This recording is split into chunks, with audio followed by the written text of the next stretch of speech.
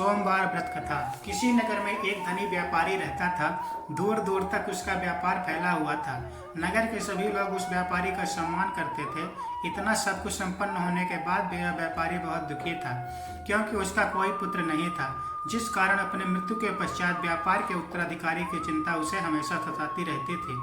पुत्र प्राप्ति की इच्छा से व्यापारी प्रत्येक सोमवार भगवान शिव की व्रत पूजा किया करता था और शाम के समय शिव मंदिर में जाकर शिव जी के सामने घी का दीपक जलाया करता था। उसकी भक्ति देखकर मां पार्वती प्रसन्न हो गईं और भगवान शिव से उस व्यापारी की मनोकामना पूर्ण करने का निवेदन किया। भगवान शिव बोले, इस संसार में सबको उसके कर्म के अनुसार फल की प्राप्ति होती है। जो प्राणी जैसा कर्म करते हैं उसे वैसा ही फल मिलता है।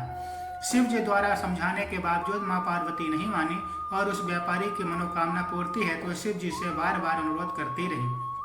अंततः माता के आग्रह को देखकर भगवान भोलेनाथ को उस व्यापारी को पुत्र प्राप्ति का वरदान देना पड़ा। वरदान देने के पश्चात भोलेनाथ मां पार्वती से बोले, आपके आग्रह पर मैंने पुत्र प्राप्ति का वरदान तो दे दिया, परंतु इसका यह पुत्र 16 वर्ष के से अधिक समय तक जीवित नहीं रहेगा।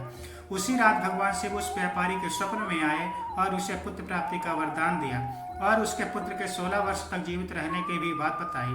भगवान के वरदान से व्यापारी तो खुशी तो हुई, लेकिन पुत्र की अल्पायु की चिंता ने उस खुशी को नष्ट कर दिया।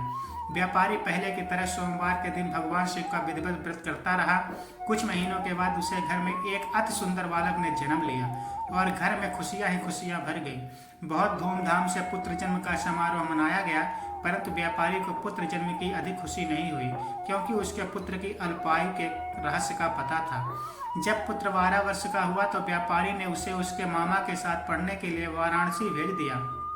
लड़का अपने मामा के साथ शिक्षा प्राप्ति हेतु चल दिया। रास्ते में जहाँ भी मामा भांजे विश्राम हेतु रुकते वहीं यज्ञ करते और ब्राह्मणों को भोजन कराते।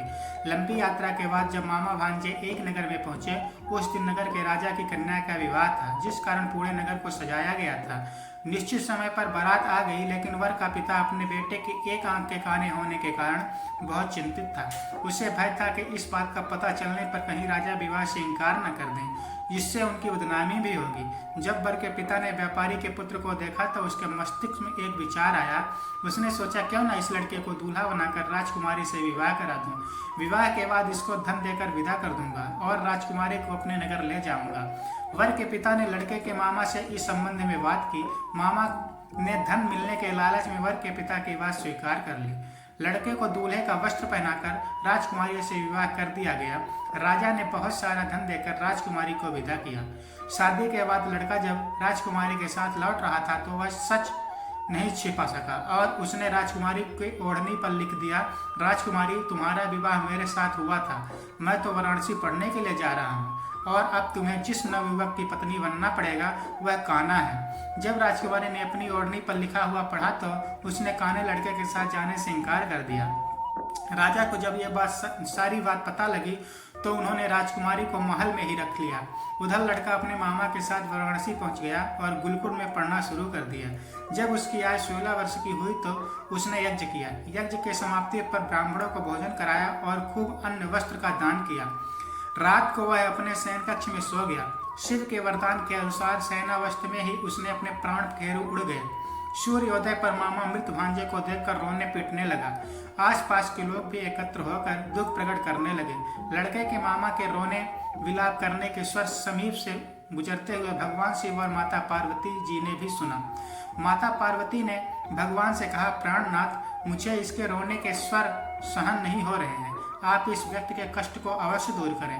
भगवान शिव ने माता पार्वती के साथ अदृष्ट रूप में समीप जाकर देखा तो भोलेनाथ माता पार्वती से बोले, यह तो उस व्यापारी का पुत्र है जिसे मैंने 16 वर्ष की आयु का वरदान दिया था। इसकी आयु पूरी हो गई है। माँ पार्वती ने फिर भगवान शिव से निवेदन कर उस बालक को जीवित देने के आग्रह किया।